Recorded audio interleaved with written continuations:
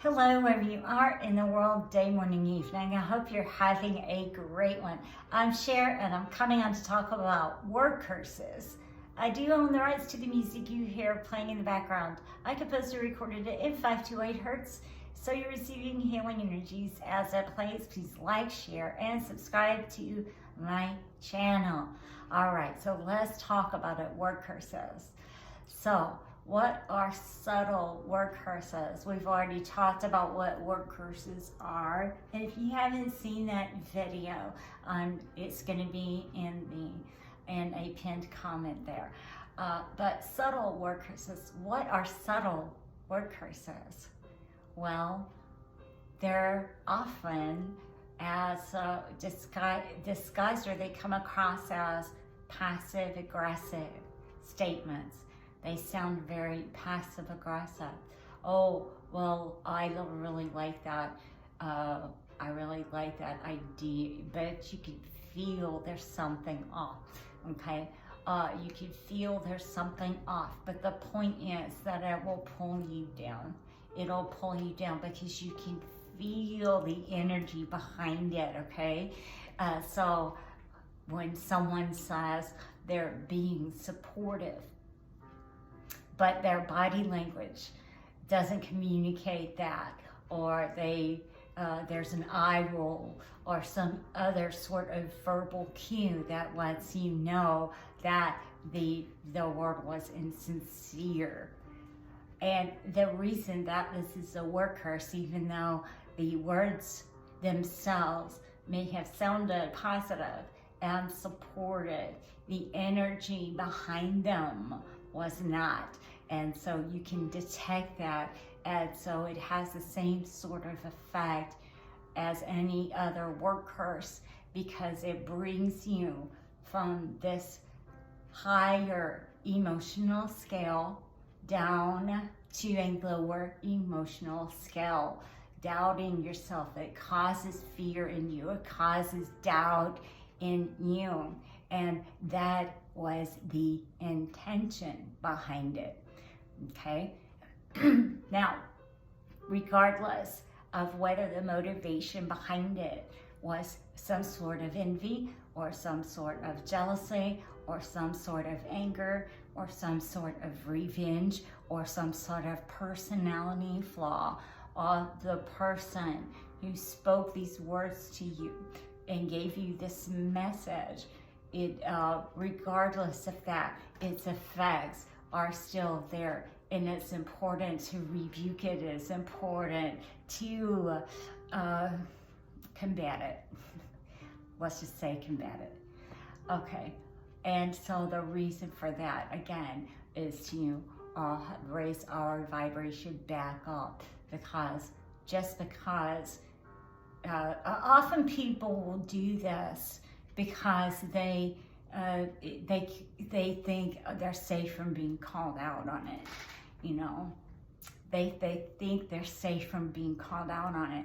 But with more and more of us becoming more and more intuitive and more aware, and hopefully by me talking about this with you and delivering this message to you, helping us to understand how to combat it and the tools necessary for combating it and also for recognizing it. So these subtle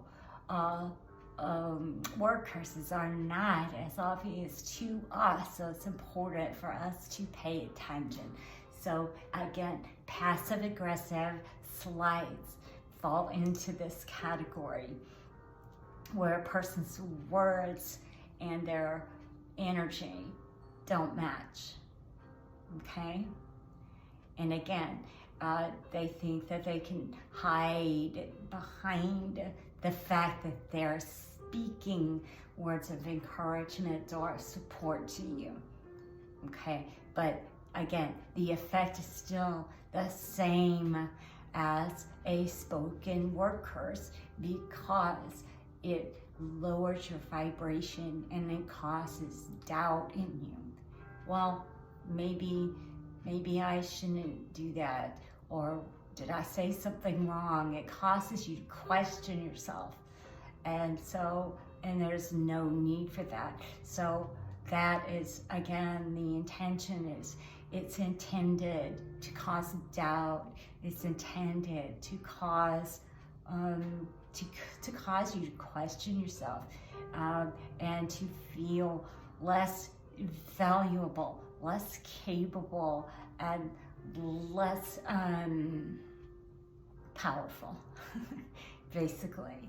And so those things, again, it's important to recognize them so that we can stop that kind of energy drain in our lives, and we can remove it, we can rebuke it, and we can say, why am I in my head? I was so excited when I was talking about this idea. And then I share, and then we think back, oh yeah, well, I shared it with so-and-so. And so they caused me to question myself. All right, and so that's what it is. And so it's really, again, important to recognize it so that we can put a stop to it, so that we can address it, we can rebuke it, and that is not my truth, that is not my energy, that is not my reality. I rebuke it, I don't accept it. And it's very important to, again, recognize especially those little hidden jabs, which, they add up after a while. And so again, then you can release and heal, see it for what it is, and then allow your vibration to move back up the emotional scale so that you're feeling as excited as you are, and understand and healing this and releasing this and letting this go. And I don't mean letting the comment go.